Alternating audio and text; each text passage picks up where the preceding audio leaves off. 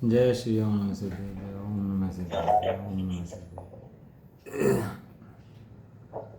नमो अरिहन्ताणं नमो सिद्धाणं नमो आर्याणं नमो वज्रायाणं नमो लोये सवसाहुणम्। मंगलं भगवान् वीरो मंगलं गौतमो गणी मंगलं कुन्दकुन्दाद्यो जयेन्द्रमोऽस्तु मंगलम्।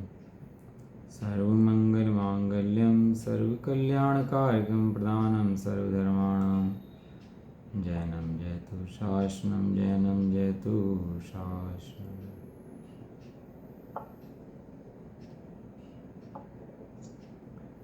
नमः समय साराय स्वानुभूत्या चकास्ते चित्सवाय भावाय सर्वभावान्तर्जिते वन्दितु सर्वसिद्धे ध्रुवशर्मणोऽहं गतिं पत्ते वोचामि समय पाहुर्मयोऽसुरकेविलीवणिदम्।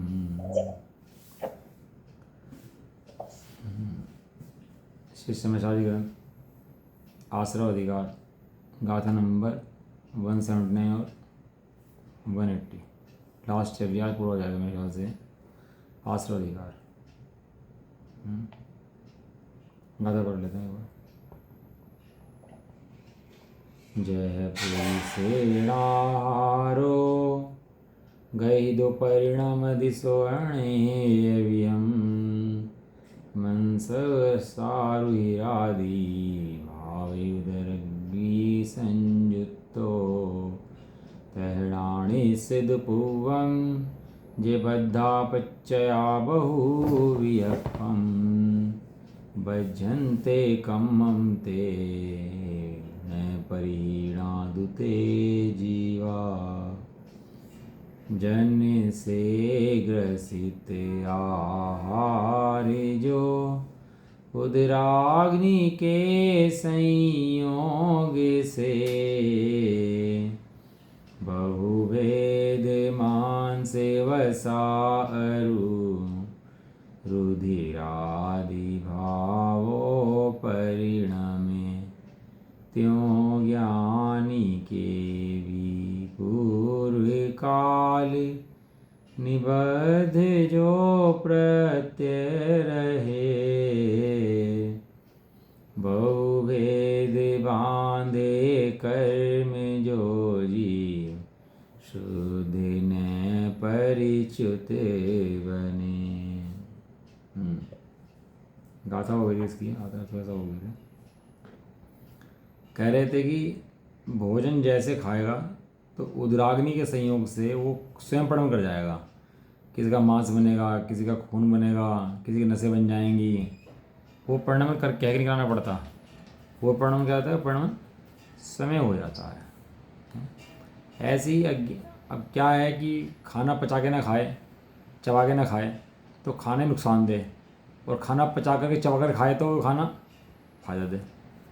मन में संक्लेश हो, खाए तो वही खाना नुकसानदेह, और मन में अच्छा हो और मन का अच्छा करके खाए तो वही खाना फायदा दे।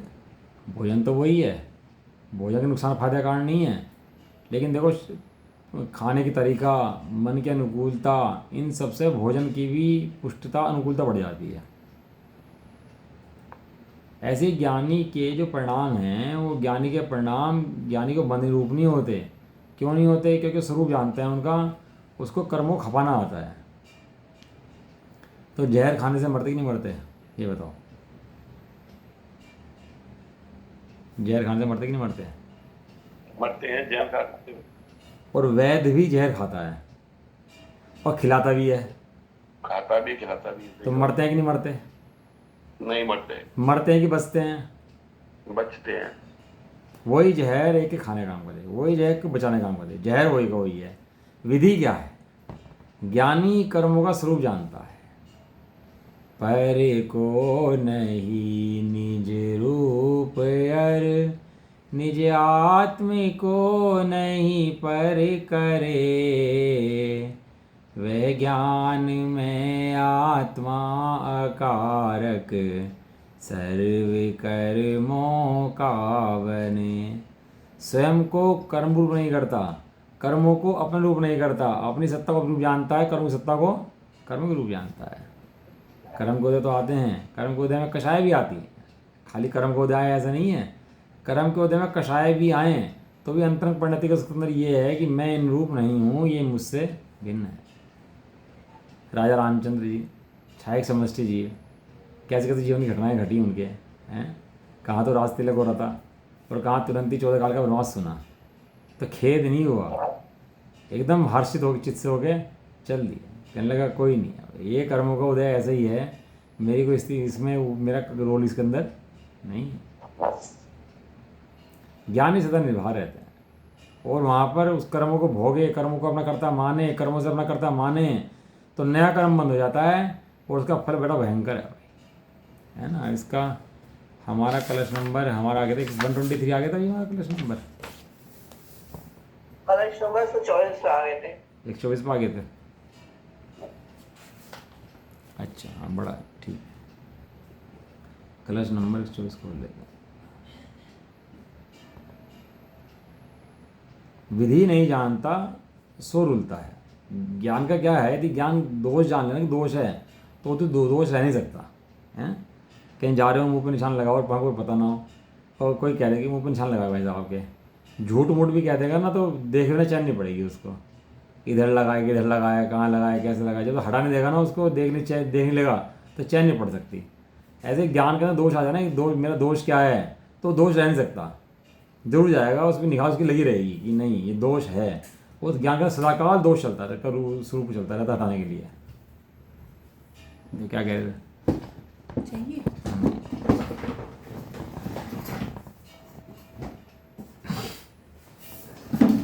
रागादि नाम झगिति विगमा सर्वतोप्याश्रवाणाम नित्योद्योतं किमपि परम वस्तु शमश्यतोयन्त स्वारेश्वरस विसरेल्पावयत् सर्वभावा नालोकान्दातचल्मतुलं ज्ञानमुन्नते मेतत।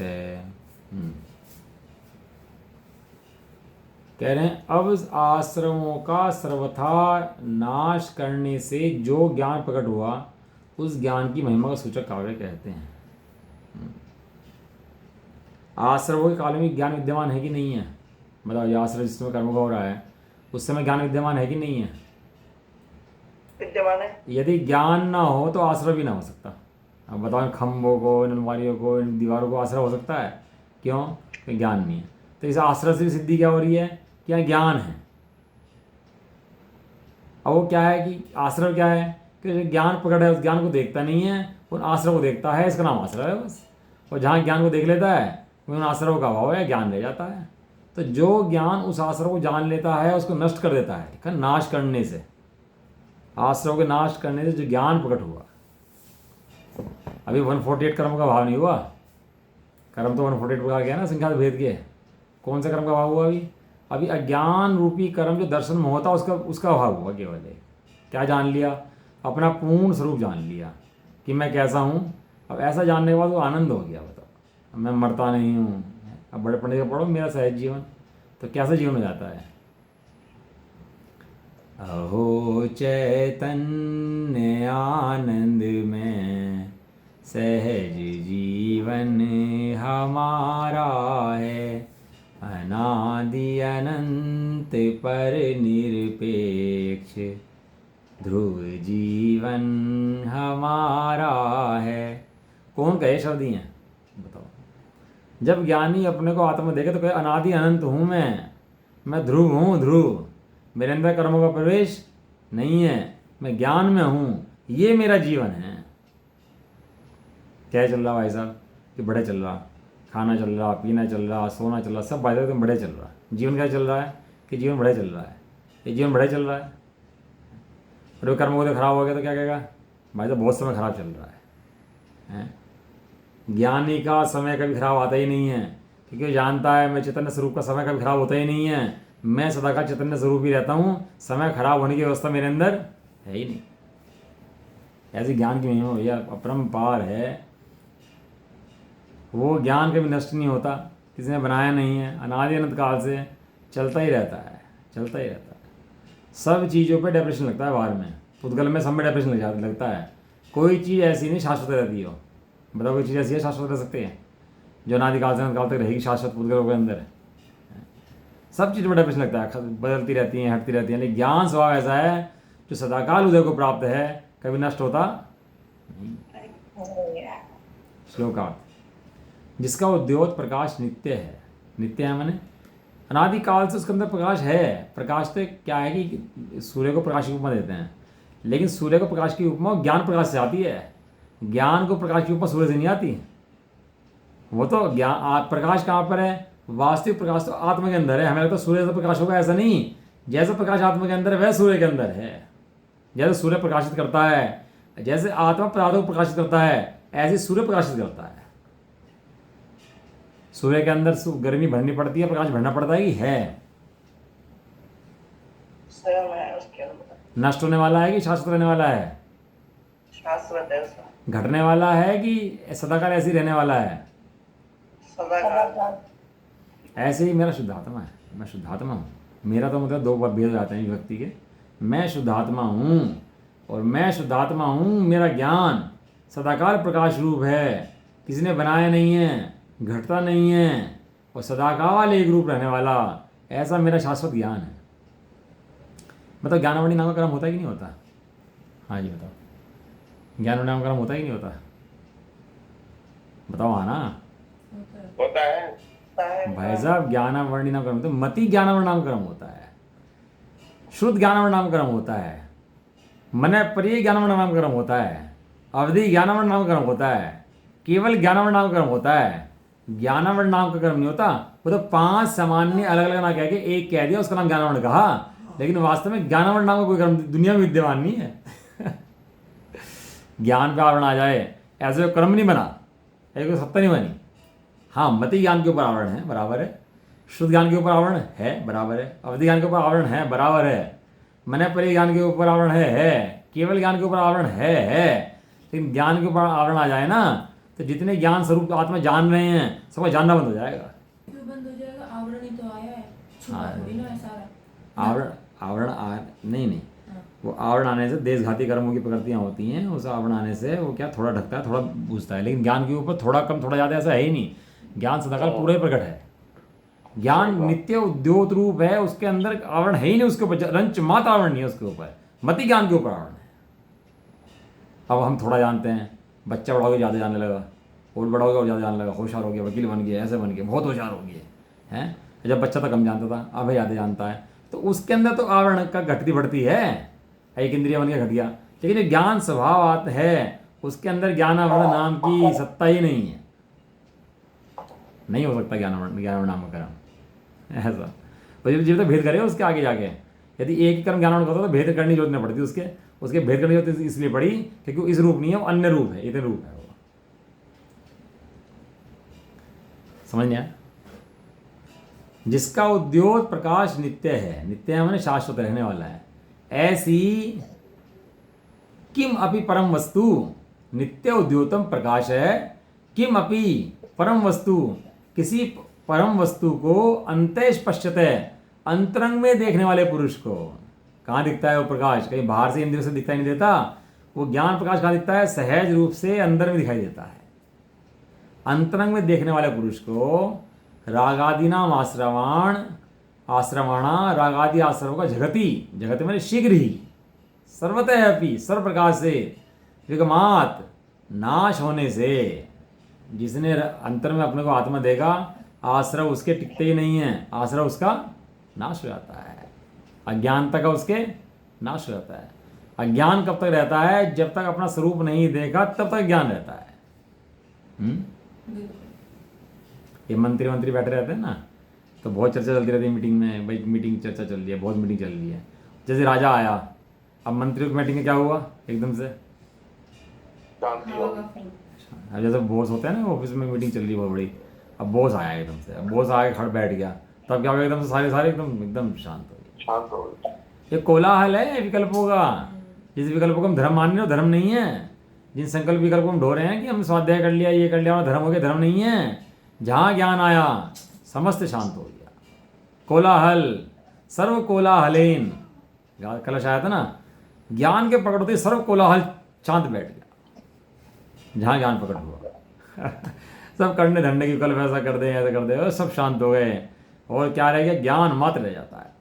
यह ज्ञान प्रकट हुआ स्फार है कि जो ज्ञान अत्यंत अत्यंत अनंतानंत, 2 बार अत्यंत अत्यंत शब्द दिया। स्फार है माने अत्यंत अत्यंत। कैसा है, अनंतानंत विस्तार को प्राप्त है। क्यों विस्तार को प्राप्त हो गया, अनंत अनंत?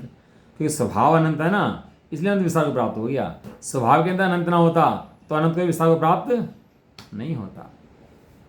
तो सूर्य जब निकल जाता है तो सारे जगत में कैसे प्रकाश हो जाता है। कहाँ से आया प्रकाश? वो सारा किसका प्रकाश है? सूर्य का। कितना प्रकाश, कितना प्रकाश। यहाँ देख लो, अमेरिका देख लो, ये ऑस्ट्रेलिया, इतना बड़ा देश, दुनिया देख लो, सारी हैं। आपने यहाँ देख कर निर्णय कर दिया प्रकाश का। यहाँ थोड़ा सा घर में हमारे प्रकाश आया, हमने देख कर निर्णय कर लिया कि ऐसा प्रकाश होता है, सारे जगत में फैला हुआ है, और उसका आधार सूर्य ऐसा होता है। सारा निर्णय कर ले कि नहीं कर ले, थोड़ा प्रकाश देख करके ही कर लिया। ऐसे ही थोड़ा सा ज्ञान देख के निर्णय कर लिया ज्ञान कैसा है, अनंतानंत विस्तार को प्राप्त, स्वरस विसरय निज रस के प्रसार से। कहीं दूसरा का रस नहीं है उसके अंदर, निज रस का प्रसार। कहाँ फैला है वो? निज में फैला हुआ है। आलोक अंतात, लोक के अंत तक सर्वभावान, सर्वभावों को व्यात कर देता है, अर्थात सर्व पदार्थों को जानता है। कोई ऐसा नहीं रहता जिसे वो ना जानता हो। कौन?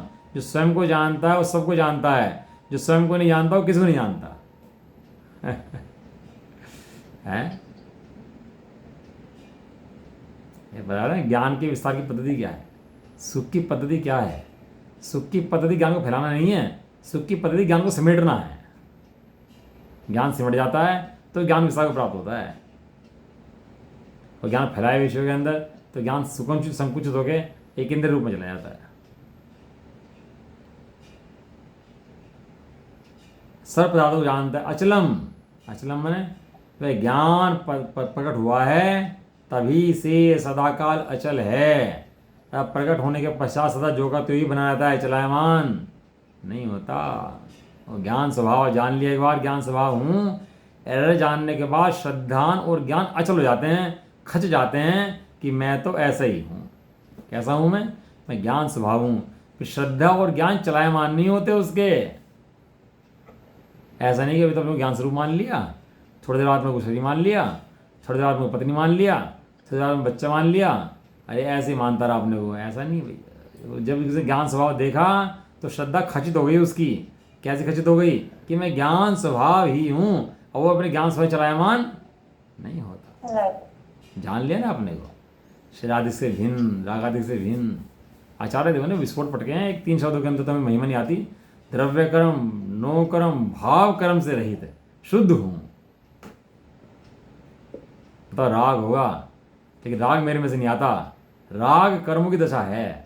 ये जो राग है ना, ये कषाय हैं, राग हैं, ये मेरा स्वभाव नहीं है, मेरे अंदर से नहीं आता। मेरे में तो ज्ञान आता है। तो कषाय कहाँ से आती है? कि आती होगी जहाँ से आती होगी, कर्मों से आती होगी। मेरा कोई अंदर नहीं है, मेरे अंदर से ज्ञान प्रकट होता है।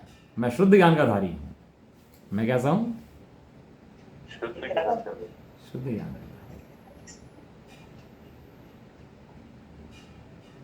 और अतुलम, वह ज्ञान अतुल है, उसके समान दूसरा कोई नहीं है। किसके ज्ञान की बात कर रहे? भगवान ज्ञान की बात नहीं कर रहे। किसके? मेरी बात चल रही है, मेरी ज्ञान की बात चल रही है। वह ज्ञान मैं, मेरे ज्ञान जैसा नहीं दिखे दूजा और।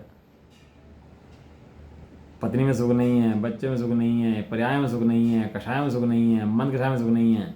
मात्र एक ज्ञान पकड़ लो, ज्ञान में ही सुख है। इसके अलावा कहीं सुख रखा नहीं है जो ले आओ। और आत्मा के अंदर सुख रखा है, वहां से ले आओ। भावार्थ, आचार्य रामचंद्र एक्चुअली क्षत्रिय थे ना, तो इनकी भाषा ज्ञान है, वो प्रकट हो जाता है, विस्तार को प्राप्त हो जाता है, सारे में फैल जाता है, कर्म को नष्ट कर देता है। कि भाषा भी ऐसी है बिल्कुल। भावा जो पुरुष अंतरंग में चैतन्य मात्र परम वस्तु को देखता है और शुद्ध नय के आलम्बन द्वारा उसमें एकाग्र होता है, उस पुरुष को शुद्ध नय का बल, एक होता प्रमाण, एक होता शुद्ध नय है। प्रमाण जो है वो ज्ञान का अंश है, ज्ञान के द्वारा पूरी वस्तु का ज्ञान होता है। क्या ज्ञान होता है? द्रव्य का, गुण का, पर्याय, तीनों मिलकर क्या है? वस्तु। इस जगत के अंदर कितनी वस्तु हैं? कि जगह अनंत अनंत वस्तुएं भरी हुई हैं। प्रत्येक वस्तु कैसी है? प्रत्येक वस्तु के द्रव्य गुण पर्याय हैं। और प्रत्येक वस्तु कहाँ रहती है? प्रत्येक वस्तु अपने अपने द्रव्य गुण पर्याय में रहती है, अपने द्रव्य गुण पर्याय छोड़ करके दूसरे द्रव्य गुण पर्याय में नहीं जाती। ये वस्तु की मर्यादा है, ये सीमाएं अटल है, ये कभी टल नहीं सकती। भगवान भी चाहे बदल दें इस सिद्धांत को, तो सिद्धांत बदला जा सकता नहीं। वहाँ फल रख दें, गला हुआ फल हो, और दूसरे बराबर रख दें, दूसरा फल भी गिर जाता है साथ में रखने से उसके। लेकिन वो दूसरा फल जो गला है उसमें गलाया नहीं है, वो स्वयं अपनी योग्यता से गला है। वहाँ स्थूल उदाहरण है, सूक्ष्म देखो, एक एक परमाणु का परिणमन स्वतंत्र उसके आधार से है, दूसरे परमाणु से परिणमन उसका नहीं है। ये महान सिद्धांत है। एक एक द्रव्य अपने द्रव्य गुण पर्याय को पिए बैठा है, ऐसी सत्ता, इसका निर्णय करना। और इस प्रमाण के विषय में भी अभी ये भी सम्यक दर्शन विषय नहीं है। इस प्रमाण के सम्यक दर्शन नहीं होता, ये ज्ञान का विषय है। सम्यक दर्शन में कहाँ से निकलता है? कि जो गुण भेद है और जो पर्याय हैं वे भी मेरा स्वरूप नहीं है। मैं तो शुद्ध त्रिकाल द्रव्य द्रव्य द्रव्य हूँ, ध्रुव ध्रुव ध्रुव हूँ। यहां से निकलता है सम्यक दर्शन। यह है शुद्ध नय। भाई साहब ने बहुत अच्छा वहाँ स्वाध्याय लिया। उन्होंने तो कहा, कहने लगा केवल ज्ञान हो, केवल ज्ञान हो, शुद्ध हो, सम्यक दर्शन हो। ये ऐसा ही है कि मतलब हीरे को छोड़ करके और कांच की महिमा करता हो। अरे ध्रुव के अंदर सारी महिमा है, 70 करोड़ कोटि का भाव ये ध्रुव के अंदर है। एक ध्रुव की दृष्टि कर, सारे कर्मों का विध्वंस। एक ध्रुव में ताकत है। अनंत अनंत केवल ज्ञान के पर्याय ये ध्रुव के अंदर हैं। ये ध्रुव की दृष्टि कर, ये महिमावंत पदार्थ ये ध्रुव है, ये ध्रुव की दृष्टि कर। किसी व्यक्ति को उठाना हो और उंगलियां हो तो काम कर पाएगा? कितने काम कर पाएगा? पूरा काम नहीं कर पाएगा। कितना काम कर पाएगा? अंगूठा नहीं होगा तो उंगलियां भी कितने काम कर पाएंगी? अरे ध्रुव की दृष्टि तेरी नहीं है तो क्या काम कर पाएगा भैया? दृष्टि ध्रुव की रख अपने। मस्तक ना हो तो काम कर पाएगा? हाथ कट जाए, पैर कट जाए तो काम, मस्तक कट जाए तो नहीं कर पाएगा। अरे ध्रुव दृष्टि मस्तक है मोक्ष मार्ग का।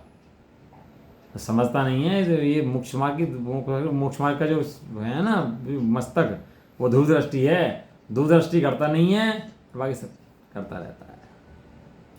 कह रहे अंतर में परम वस्तु को देखता है और शुद्ध नय से उसमें एकाग्र हो जाता है। शुद्ध नय माने उस गुण भेद और पर्याय से पार, जो छठी गाथा में कहा था, उसके अंदर शुद्ध में एकाग्र होता है। उस पुरुष को, उसी ही पुरुष को अन्य पुरुष गुण भेद पर दृष्टि भी कर दे, पर्याय पर दृष्टि भी कर दे। एक गाथा है नियम सारी के अंदर, अच्छी गाथा है। लिखा कि तत्वों का चिंतन करता है सो भी मोही है। बताओ क्या लिखा? तत्वों का चिंतन करता है, गाथा है, नियम सारी की गाथा है, मतलब कोई हल्की गाथा नहीं है। जो मन में विचार करता है, तत्वों का चिंतन कर रहा हूँ मैं, सूक्ष्म सूक्ष्म चिंतन चल रहा है मेरा, तो भैया मैं डूब गया हूँ अंदर, कह रहे वही मोही है। बताओ गजब बात। नहीं बिल्कुल ठीक बात है ये। क्या गजब बात है। लेकिन नियम सारजी में आचार्य कुंद लिख रहे हैं तत्व चिंतन करने के बाद, तो तत्व चिंतन करता है वो भी मोही है। क्यों? वो तत्व चिंतन में धर्म मानता है। धर्म तो शुद्धात्मा था, वो तो शुद्धात्मा के लिए तत्व थे, तत्वों के लिए शुद्धात्मा थोड़ा ना था। तो ये तत्व शुद्धात्मा मान लिया। ये तत्व शुद्धात्मा की व्याख्यान करने के लिए थे, शुद्धात्मा नहीं थे। शुद्धात्मा तो यहाँ पर है। भाई साहब के प्रवचन बहुत बड़े चले वहाँ पर, सही में सुनना आप लोग, बहुत बड़े प्रवचन चले वहाँ शिविर में। उस पुरुष को तत्काल सर्व रागादिक आश्रय भावों का सर्वथा अभाव हो जाता है। जितने आश्रय हैं सब अभाव हो जाता है। ये विधि ना लगाए तो अभाव हो सकता ही नहीं है। अपने को ज्ञान स्वरूप आत्मा ना देखे, अपने ज्ञान स्वरूप पदार्थ का, शुद्धात्मा का एक का निर्णय ना करे, तो कर्मों का अभाव हो सकता ही नहीं है। पुष्कर परिणाम तो बहुत प्रकार के होंगे। व्यापार में भी जाएगा, यहाँ भी जाएगा, घूमेगा भी, पढ़न में करेगा, पता नहीं कैसे परिणाम होगा। लेकिन ये परिणाम मेरा परिणामन नहीं है। परिणाम तो बदल जाएंगे, कक्षा तो बदल जाएगी, इनके बदलने से मैं बदलता नहीं हूं। ऐसा सर्वभोगा भाव होगा, सर्व अतीत, अनागत और वर्तमान पदार्थों को जानने वाला निश्चल अतुल केवल ज्ञान प्रकट हो जाता है। वह ज्ञान सबसे महान है, उसके समान दूसरा कोई नहीं। अनंत अनंत केवल ज्ञान की प्रक्रिया चलती रहेंगी, चलती रहेंगी, चलती रहेंगी, लेकिन ज्ञान खत्म नहीं होगा। स्वामी साध्य में अच्छी बात आई है, वहाँ पर पढ़ रहे थे, एक बहुत बड़ी बात आई, बहुत बढ़िया बात है, मतलब सुनकर मजा आ जाएगा। बात स्वामी जी का मतलब उठाने का पहली बात का ऐसा होता है, रोने धोने की बात ही खत्म। कह रहे कि भैया एक इंद्रिय जीव हैं, दो इंद्रिय जीव हैं, अनंत अनंत जीव भर पड़े, मागणा हैं, लेशाएँ हैं, और ऐसे जीव दुखी हो रहे हैं, ये हो रहे हैं, वो हो रहे हैं, बहुत वर्णन किया, तो जीव दुखी होता है। कह रहे माँ एक इंद्रिय हैं, दो इंद्रिय हैं, अनंत अनंत जीव हैं, वहाँ वो अनंत बताने के लिए उनका वर्णन नहीं करा, वहाँ तेरी ज्ञान की महिमा कितनी है कि तू सबको जान लेता है, इसलिए उनका वर्णन करा कि तेरे ज्ञान की महिमा देख कितनी है उसके अंदर, तेरे ज्ञान की ताकत देख। अनंत अनंत जीव होंगे, अनंत अनंत पुद्गल होंगे, अनंत अनंत पर्याय होंगी, अनंत अनंत गुण होंगे, अनंत अनंत लोक होगा, सब होगा, लेकिन तेरा ज्ञान एक समय के पर्याय के अंदर सबको जान लेता है। तू अपने ज्ञान की ताकत दे। समझ रहे आप, नहीं समझ रहे? समझ में आया, नहीं आया? नहीं आ रहा है समझ में। ज्ञान की ताकत, ज्ञान की ताकत कितनी है? वहां एक इंद्रिय के दुख देख के रोने के लिए ज्ञान नहीं है, या किसी इनके अन्य जीवों के दुख देख करके रोने के लिए ज्ञान नहीं है। वहां ज्ञान अपनी महिमा करने के लिए ज्ञान है। वो ज्ञान सबको जानता है, जैसा है वैसा जानता है, बदल के नहीं जानता। जैसा है वैसा ही वैसा जान लेता है। बदल के जानने की व्यवस्था नहीं कि बदल दे उसको या कुछ कर दे उसके अंदर, जानने की व्यवस्था है मात्र। जानना जानना जानना। दुखी होने की व्यवस्था नहीं है, मात्र जानने की व्यवस्था है। ये ज्ञान का लक्षण है, यह सबसे महान है। लिखा, यह ज्ञान सबसे महान है, जो का त्यों जानता है। तीन लोग तीन कालों सब पदार्थों को जानता है, और बिना करे धरे जानता है, यहीं बैठा बैठा जानता है। वहां उनकी महिमा नहीं है सब पदार्थों की, किसकी महिमा है? ज्ञान की महिमा है। इस प्रकार आश्रव रंग भूमि से बाहर निकल गया। यहाँ तो आचार्य देव आश्रय बढ़ाएं तो ज्ञान की महिमा कराएं क्योंकि क्या करें, इधर रोना रोना थोड़ा ना है, हमें तो आश्रव सुन के भी आनंद करना है? हमें तो हर स्थिति में आनंद करना है।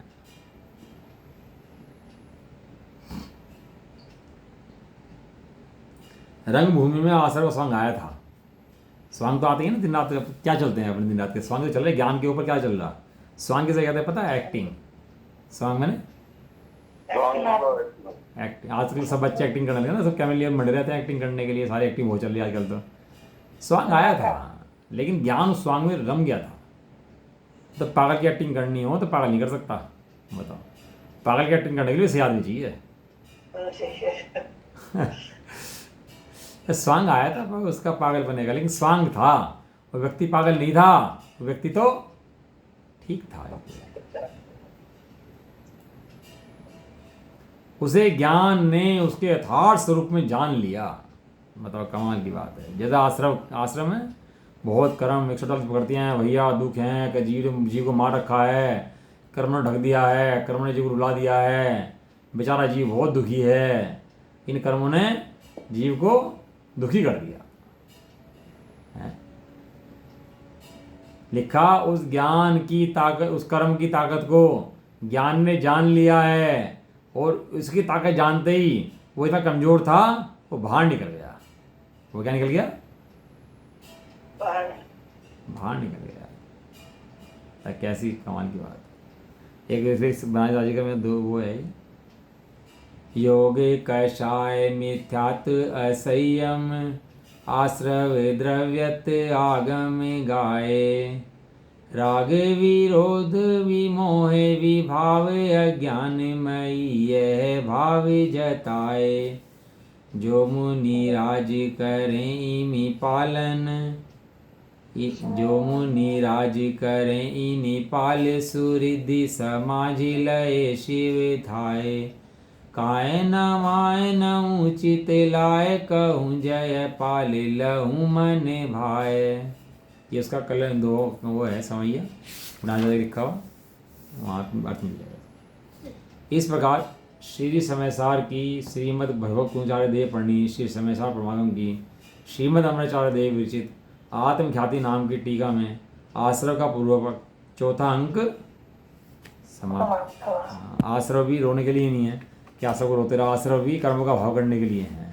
स्वरूप दिखाया आश्रवों का और आश्रव से भी ज्ञान का स्वरूप दिखाया। अब इसका पेज नंबर 452 जैसा जाए टीका है वो पढ़ लेते हैं।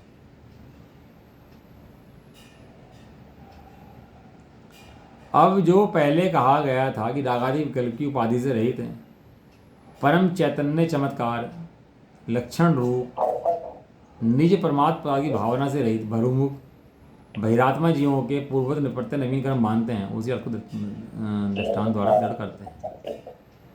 क्या कह रहे देखो, जो रागादि विकल्प की उपाधि से सही रहित है, उपाधि है, रागादि उपाधि है। उपाधि किसे कहते हैं पता है? जो आई है और चली जाएगी, उपाधि किसे कहते हैं? पदवी।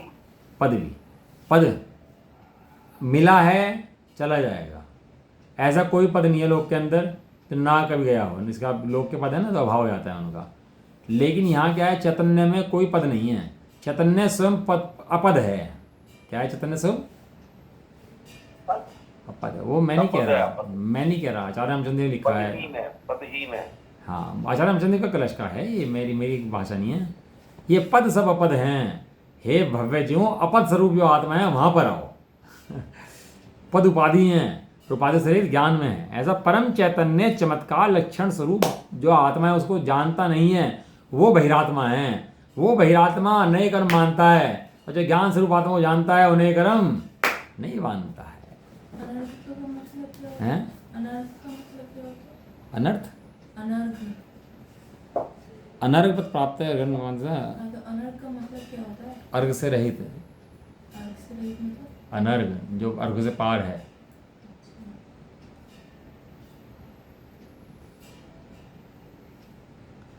तात्पर्य टीका, जैसे पुरुष द्वारा ग्रहण किया गया आहार अन्य पार से पठन करता है, किस रूप पठन करता है? मांस, वसा, रुधिर आदि पर्याय को प्राप्त होकर पठन करता है। कैसा होता है पठन करता है? उदराग्नि से संयुक्त होता हुआ पठन करता है। यह दृष्टांत हुआ है। अब यहाँ उदराग्नि जगह रखो, ज्ञान स्वभावी आत्मा का निर्णय। यदि ज्ञान स्वभावी आत्मा में ज्ञान है तो समस्त जितने परिणाम हो रहे हैं वे सब नए कर्म को मानते हैं, और यदि वहाँ पर उसके ज्ञान में है तो वे नए कर्म की संतति नहीं मानते, कर्म भस्म हो जाते हैं। उसी प्रकार पूर्वोक्त उदराग्नि संयुक्त आहार के दृष्टांत द्वारा अज्ञानी, उदराग्नि संयुक्त अज्ञानी चैतन्य लक्षण वाला जीव कर्म मानता है, परंतु विवेकी जीव कर्म नहीं मानता है। पूर्व में जो मिथ्यात्व आदि द्रव्य प्रत्यय बद्ध थे वे पूर्वबद्ध प्रत्यय जीवगत रागादिक परिणाम उदराग्नि की तरह प्राप्त कर बहुत प्रकार के कर्मों को बांधते हैं। उन जीवों के संबंध रूप प्रत्येक कर्मों को बांधते हैं। वे कर्म को बांधने वाले जीव कैसे हैं? परम समाधि लक्षण रूप भेद ज्ञान रूप शुद्ध नय से भ्रष्ट, क्या लिखा आगे? भ्रष्ट का क्या लिखा? भ्रष्ट रहित है। हाँ, ये रहित शब्द मेरे ख्याल से नहीं आना चाहिए यहाँ पर, भ्रष्ट है, क्योंकि भ्रष्ट रहित से तो फिर होगा या भ्रष्ट हो जाएगा। यहाँ पे मैं रहित पे राउंड लगाया हुआ है इसके ऊपर। भ्रष्ट हैं वे परम समाधि भेद ज्ञान से वस्तु का स्वरूप जानते नहीं हैं। बताओ, मंद कषाय को धर्म मान लेते हैं, मंद कषाय रूप पठन करते रहते हैं और पापों को अभाव करके धराता मानते हैं। ये यहाँ आचार्य कुंकुमदेव कहते हैं जब तक शुद्ध न के विषयभूत शुद्धात्मा को नहीं जानेगा, उस रूप पठन नहीं करेगा, तब तक कर्मों का बाल भी हिलने वाला नहीं है। कर्मों का क्या है? बाल भी हिलने वाला। कर्मों का कुछ भी बिगड़ने वाला नहीं है। बताओ, सेना से लड़ रहे हैं और राजा बैठा, अब सेना को बहुत लड़ रहा, झगड़ रहा, पूरी मेहनत कर रहा, राजा आराम से बैठा, बताओ क्या होगा उसका? अरे राजा से राजा भिड़े अब ये राजा हो, अब वो तो सिपाही से भिड़ रहा और राजा दूसरे आराम से बैठा, तो वैसे ही मर जाएगा भाई। मोह राजा से भिड़ भाई। अथवा द्वितीय व्याख्यान में यह है कि अशुद्ध निश्चय न से वे प्रत्यय जीव से भिन्न नहीं हैं। जीव अशुद्ध निश्चय न से, यहाँ यह तात्पर्य है कि देह रूप निशुद्धात्मा समस्त कर्मों का क्षय करने में समर्थ है, ऐसा शुद्ध नए विवेकी सम्यक ज्ञानियों के द्वारा त्यागने योग्य नहीं है। इस प्रकार कार्य कारण व्याख्यान की मुख्यतः 4 गाथाएं पूर्ण हुई।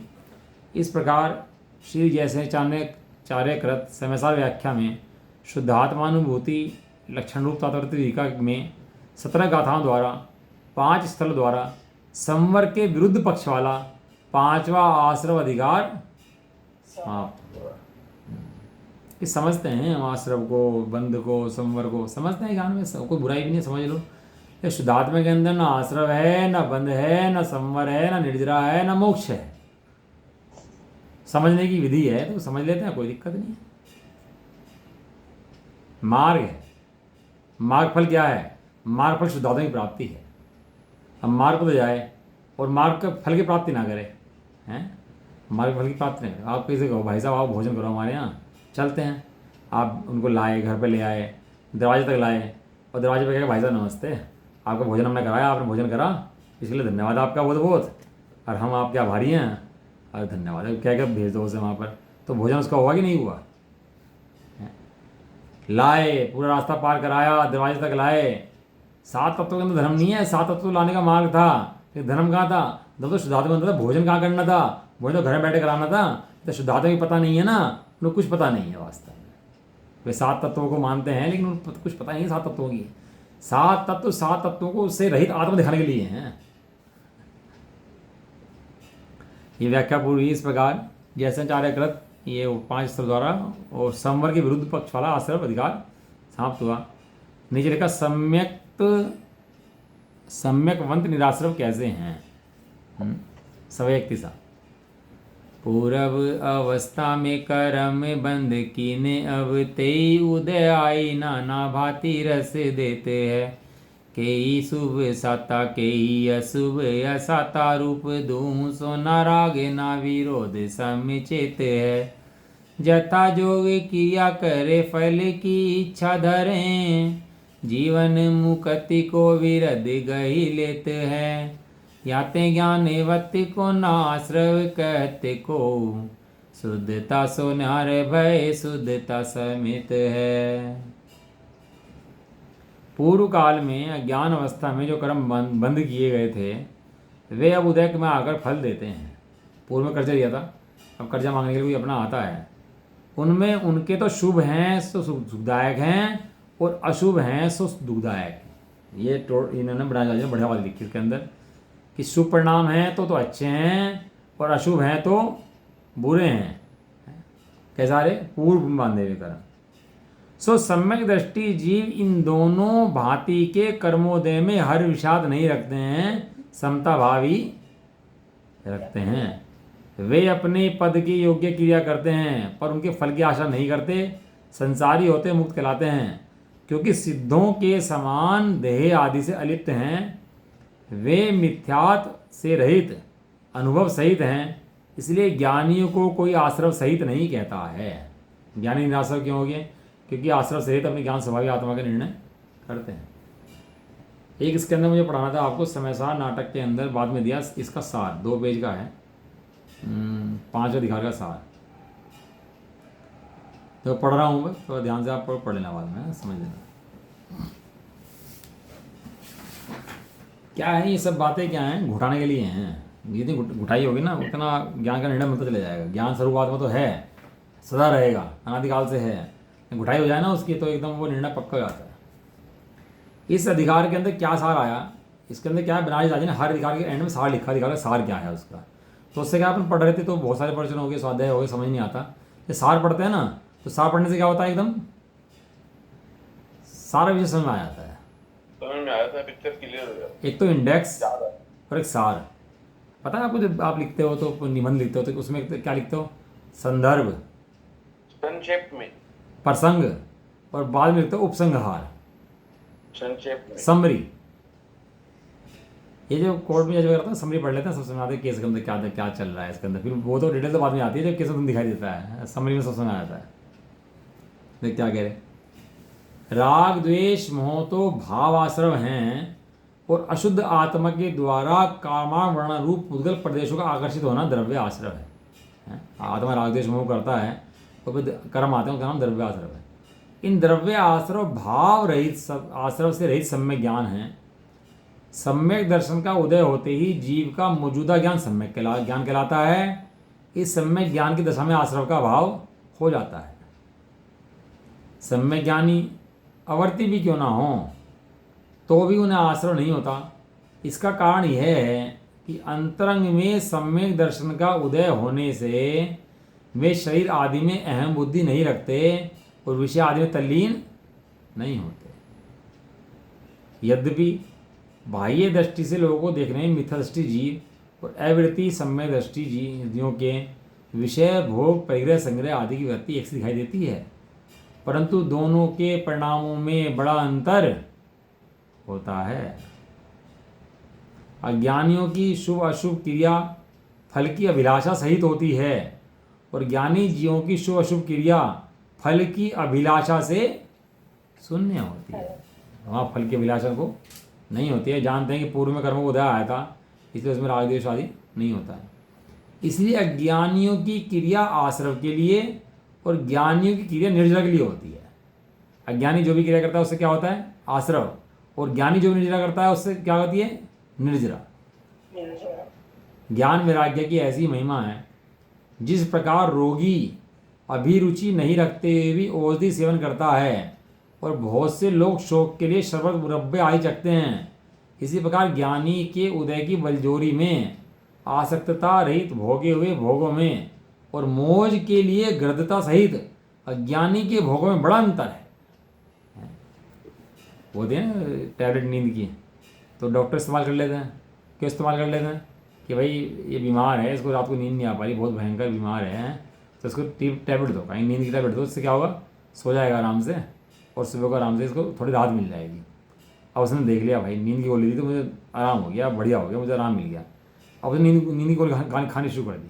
होते हैं बहुत से लोग, पर नींद की गोली की बात नहीं है, बहुत सारी गोली की बात है। बहुत सारी गोलियाँ खानी शुरू कर दी। अब वो गोलियाँ खाने की उसको आदत पड़ गई। अब बताओ, वही गोलियाँ एक के लिए आराम थी, कारण थी, और यही गोलियाँ एक के लिए मरण का कारण बन जाएंगी, बीमारी का कारण बन जाएंगी।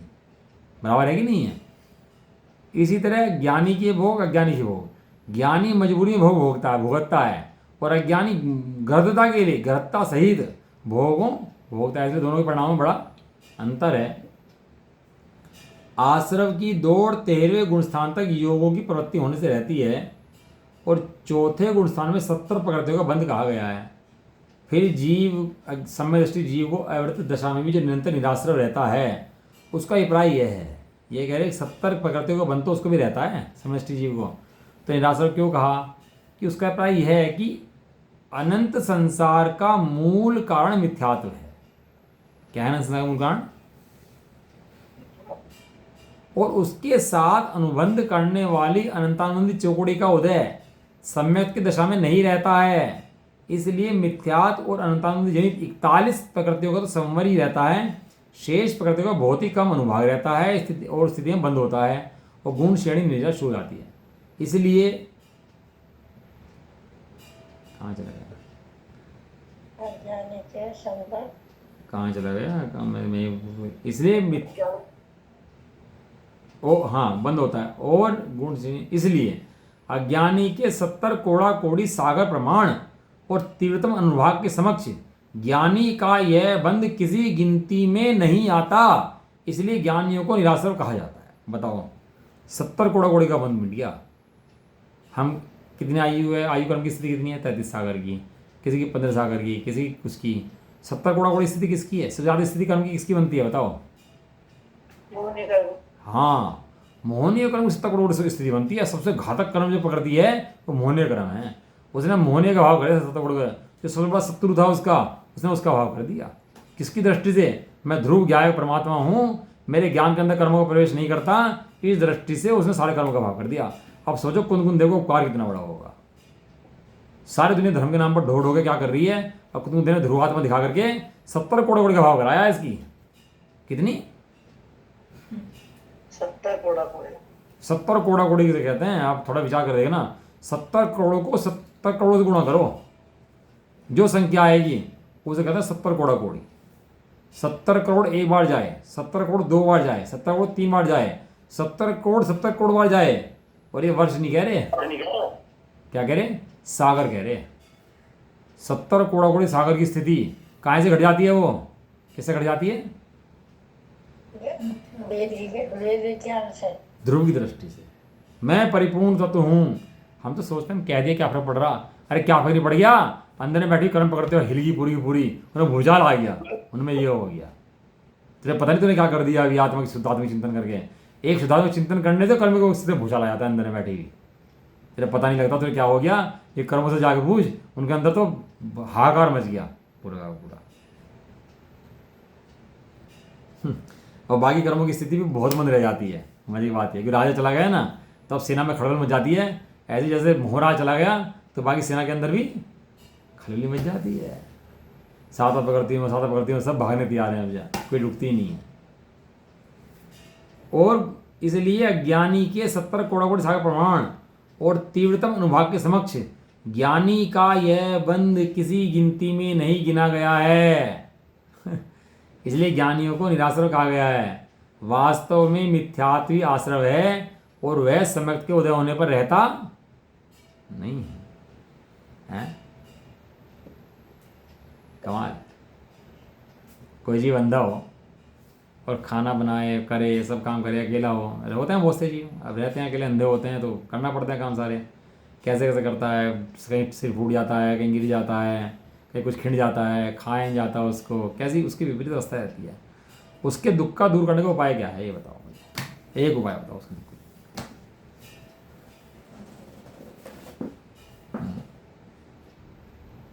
अभी तो नेत्रदान शिविर बहुत चलने लगे ना। अब तो नेत्रदान शिविर, नेत्रदान करो हैं।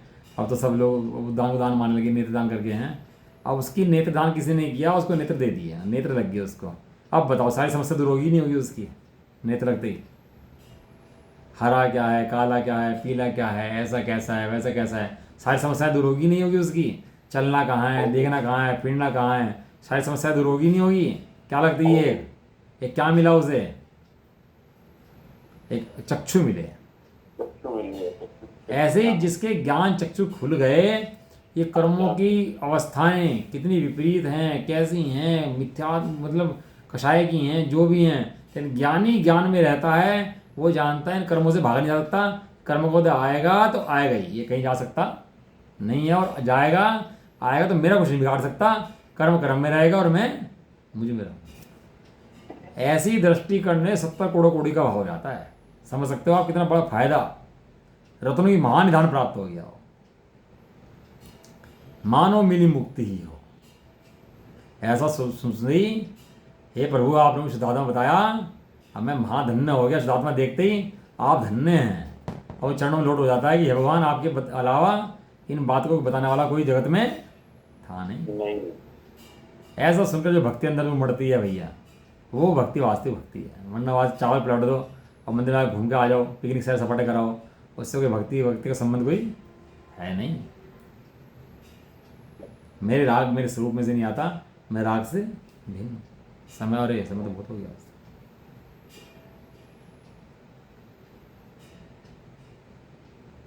आश्रम विवाह परिणति है, पुद्गल में है, पुद्गल जनित है। जो कर्म का आश्रय किससे बना हुआ है? वो जीव से बना है कि पुद्गल से बना है? कमाल देखो, बना पुद्गल से, वो समझता किसका है? और क्या ना, पड़ोसी का लड़का मर्डर कराया और खोज चल रही थी, पुलिस वाले आए, किसने मर्डर करा? ये भाई साहब पहुंच गए खड़ा खड़ा करके, भाई साहब मैंने मर्डर करा। तो अब क्या होगा?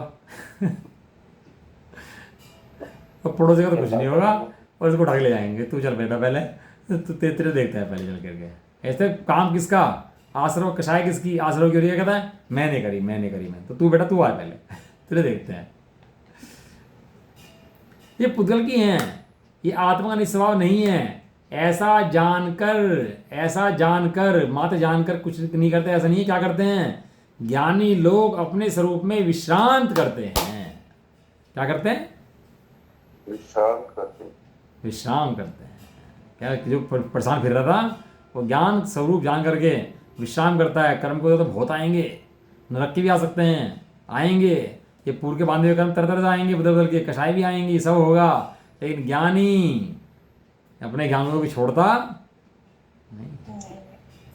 और अतुल, अखंड, अविचल, अविनाशी, चिदानंद। अब एक एक शब्द के अंदर बहुत बातें हैं, क्या बताएं आपको, खुद पढ़ लेना। अपनी महिमा है तो अपना महिमा मंडन है अपना स्वभाव का।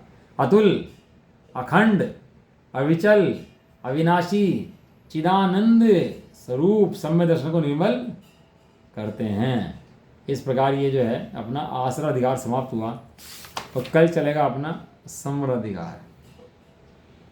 आश्रय का तो बंद आता है, तो संवर क्यों आ गया इसके बाद, तो बंद कहाँ चला गया है, तो सब बातें जो हैं अपन लोग इसके बारे में कल पढ़ेंगे। और संवर के अंदर जितना अधिकार आएगा, सारा संवर का अधिकार भेद विज्ञान को समर्पित है। जितनी गाथाएं आएंगी इसके अंदर किसकी आएंगी, भेद विज्ञान। भेद विज्ञानी ही मोक्ष का प्राप्ति करने का अधिकारी है। जिसके भेद विज्ञान नहीं है तो मोक्ष का किंचित भी अधिकारी नहीं। आचार्य देव कहते हैं ये मोक्ष के अधिकारी हम खड़े हैं। गाथा वो लिखा है उसके अंदर, ये मोक्ष के अधिकारी हम खड़े हैं। तू चिंता मत कर, तो चिंता करता है, तू हमें देख, हम खड़े हैं अधिकारी, हमारे पीछे आ जा बस। ऐसा लिखा। चलो है ना, समझदारी की चर्चा करते हैं। अभी तो ये अधिकार अपना पूर्ण हुआ। निज निधि निज में बताई,